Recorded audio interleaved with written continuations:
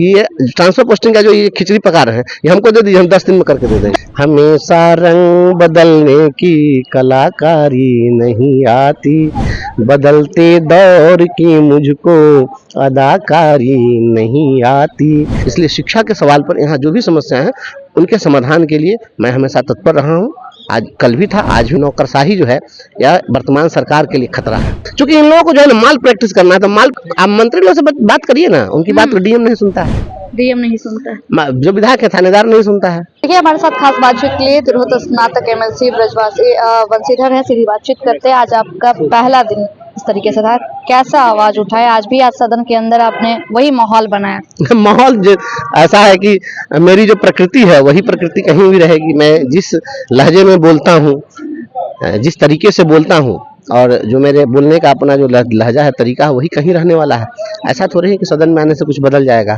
हमेशा रंग बदलने की कलाकारी नहीं आती, बदलते दौर की मुझको अदाकारी नहीं आती।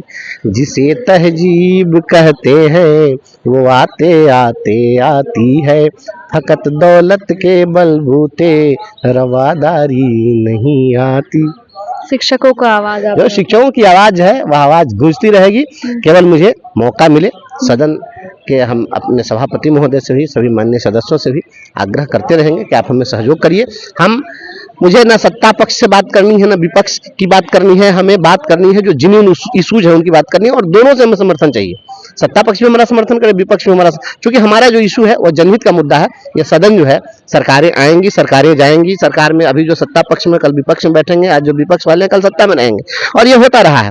लेकिन जो जनहित के मुद्दे हैं, कोई भी नेता वोट लेते हैं तो जनहित के सवालों को सुलझाने के लिए लेते हैं, तो हम सुलझाने के सवाल पर सभी से समर्थन भी मांगते रहेंगे। और शिक्षकों की जो समस्या है, शिक्षक चूंकि राष्ट्र निर्माता है, जब द्वितीय विश्व युद्ध हुआ उस समय में इंग्लैंड की संसद में वहां सभी विभागों की कटौती की गई बजट में, लेकिन शिक्षा की कटौती नहीं की। तो वहां पर अन्य विभाग वालों ने यह सवाल पूछा कि सभी विभागों की आपने कटौती की लेकिन शिक्षा के बजट में कोई कटौती नहीं की।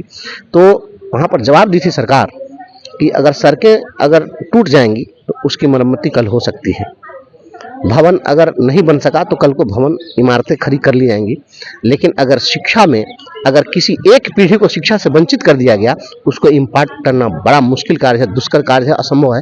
इसलिए इसके बजट की कटौती नहीं हो सकती है। तो शिक्षा अपने आप में एक अलग विषय है और सबसे गंभीर सवाल है, सबसे गंभीर विषय है। इसलिए शिक्षा के सवाल पर यहाँ जो भी समस्या है उनके समाधान के लिए मैं हमेशा तत्पर रहा हूँ। आज कल भी था, आज भी हूँ, फिर कल भी रहूँगा। आपने देखा कि राबड़ी देवी भी आज सवाल उठाई थी बीपीएससी प्रोटेस्ट को लेकर। बीपीएससी प्रोटेस्ट को लेकर के सवाल वह उठाई हैं, तो हम तो बीपीएससी अभ्यर्थियों के हमेशा साथ रहे हैं। उसमें भी मैं साथ था। उसमें तो कुछ पॉलिटिशियन लोग जाकर के उन लोगों को मिसगाइड कर दिए। मैं तो डे वन से कह रहा था कि जो बीपीएससी अभ्यर्थी हैं ये सभी कॉम्पिटेंट लोग हैं और पढ़े लिखे लोग हैं, ये अपनी बात खुद रखने में सक्षम है। लेकिन यहाँ तो ऐसे ऐसे लोग मिले जो कंबल के बदला नेतृत्व मांगने वाले लोग थे। तो अब छात्रों नौजवानों के भविष्य का सौदा आप कंबल से कर दीजिएगा, तो यह गलत बात है।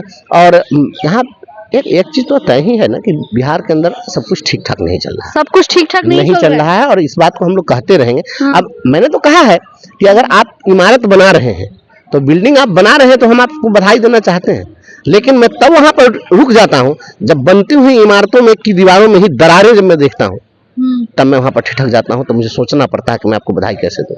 तो ये चीजें हैं, आप केवल और केवल आईवास करना चाहते हैं, उसकी क्वालिटी नहीं देखना चाहते हैं। आप अपॉइंटमेंट कर रहे हैं। बिहार में शिक्षकों की बहाली हुई, यहाँ शिक्षकों की बहाली में अन्य राज्य से कितने लोग आ गए, बड़ी संख्या में लोग आ गए। क्या इतने लोग डिजर्व कर रहे थे?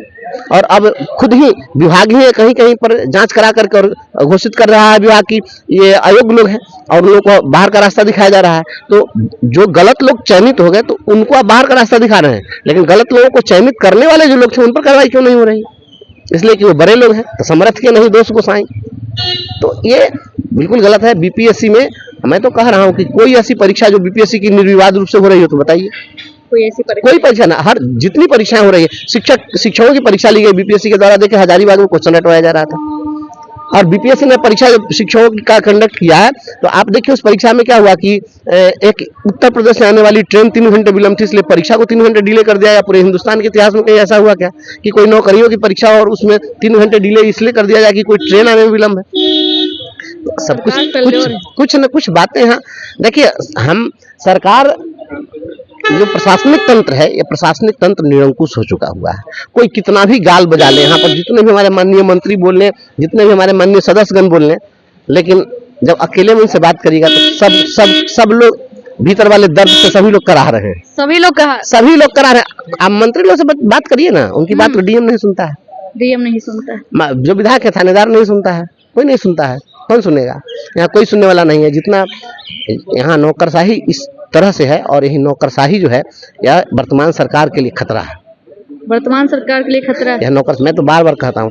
अच्छा, यह बताइए कि शिक्षकों के ट्रांसफर पोस्टिंग में सरकार का कौन सा वित्तीय बोझ बढ़ जाना है? फिर क्यों नहीं दे रहे हैं ये लोग? तो ये नौकरशाह लोग चाहे तो हो जाए।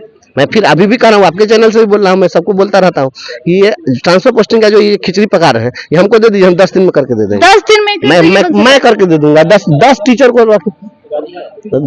10 टीचर को लेकर के हम इस काम को करा देंगे, करवा देंगे। एकदम करा देंगे। ये कोई बहुत बड़ी बात नहीं है, लेकिन अननेसेसरी इसको लोग कर रहे हैं। क्योंकि इन लोगों को जो है ना माल प्रैक्टिस करना है, तो माल प्रैक्टिस करने के लिए क्या है कि उसी चीज में ये लोग दिमाग लगाएंगे जहाँ से पैसा आएगा। आप तो पैसे के लिए वो ट्रांसफर पोस्टिंग रुकी हुई है। आप देखिए, बताते हैं उस काम को करेंगे जिस काम में इनका इंटरेस्ट है। अब जैसे बताते हैं आपको, शिक्षा विभाग में समरसेबुल गाड़ा गया, समरसेबुल गाड़ने से पानी निकला कि नहीं निकला, पैसा तो निकलिए ना गया। प्रीफाइव स्ट्रक्चर बनाया गया कि हम क्लासरूम बनाना है, प्रीफाइव स्ट्रक्चर देखिए गया में, आप देखिए वहां शिवहर में उड़ करके पेड़ पर जाकर लटक गया। कौन सा स्ट्रक्चर बनाया कि पेड़ पर उड़ के स्ट्रक्चर चला जा रहा है? कोई कार्रवाई हुई किसी पर? ये सब 2000 करोड़ से अधिक रुपया शिक्षा विभाग में घोटाला हुआ। हम तो हर दिन बोलते रहते हैं, बोलते रहेंगे। मिला, आप भी मिले थे शिक्षा मंत्री? शिक्षा मंत्री से नहीं मिले हैं। शिक्षा मंत्री से क्या करेंगे? तो सभी लोग मिल करके थक हार गए। शिक्षा मंत्री के लगा रहा था, देखे ना, इसके पहले जो शिक्षा मंत्री थे, आज जो विपक्ष में लोग हैं हमारे माननीय सदस्यगण, तो जब ये लोग सरकार में थे उसी समय चंद्रशेखर जी थे ना शिक्षा मंत्री, उन्हीं के आप सचिव के सचिवालय में घुसने पर रोक लगा दिया था। तो देखे नहीं, जब माननीय मंत्री के आप सचिव के घुसने पर उन्हीं का अधिकारी रोक लगा दे रहा है, तो आप उस सरकार में आप क्या समझ? देखिए, आपने साफ तौर पे सुना, उनका कहना है कि ट्रांसफर पोस्टिंग, अगर ट्रांसफर पोस्टिंग की बात करें तो 10 दिन में हम करवा देंगे अगर हमारे हाथ में हो। और इन दिनों जो है सरकार पूरी तरह से फेल्योर हो चुके हैं, जहां कहा जाए कि एक तरफ पदाधिकारी पैसे लेते हैं, मंत्री की बात नहीं सुनते, सरकार खुद नहीं चल रही है, सरकार को पदाधिकारी चला रहे। लेकिन आप लोगों को क्या लग रहा है, कमेंट सेक्शन में जरूर बताइए। फिलहाल के लिए देखते रहे फर्स्ट वीआर झारखंड। धन्यवाद। पनोरमा ग्रुप, जो सोचता है वो करता है। आपके अपने सपनों का आशियाना।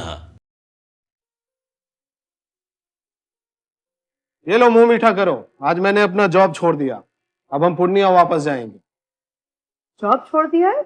मतलब ये घर कैसे चलेगा? हम करेंगे क्या? और माँ बाबूजी क्या बोलेंगे? इसलिए मैं एक और मिठाई का डब्बा लाया। अपने बिजनेस के लिए लोन अप्रूव हो गया। अरे लोन अप्रूव हो गया वो तो ठीक है, लेकिन पूर्णिया में हम रहेंगे कहाँ? अपना घर भी तो नहीं है वहाँ। इसलिए तो एक और मिठाई का डब्बा अलग से लाया हूँ। हमने पूर्णिया में घर ले लिया है, पूर्णिया के ई होम्स पैनोरमा में। पूर्णिया में पैनोरमा ग्रुप लेकर आए हैं ई होम्स पैनोरमा। बड़ा घर, आलीशान जिंदगी और अत्याधुनिक सुविधाओं के संग। अरे अब क्यों मुंह मीठा करवा रही हो? क्योंकि हम घर वापसी जो कर रहे हैं। घर वापसी की खुशी पूर्णिया में ई होम्स पैनोरमा के संग। ई Homes Panorama, luxurious lifestyle redefined.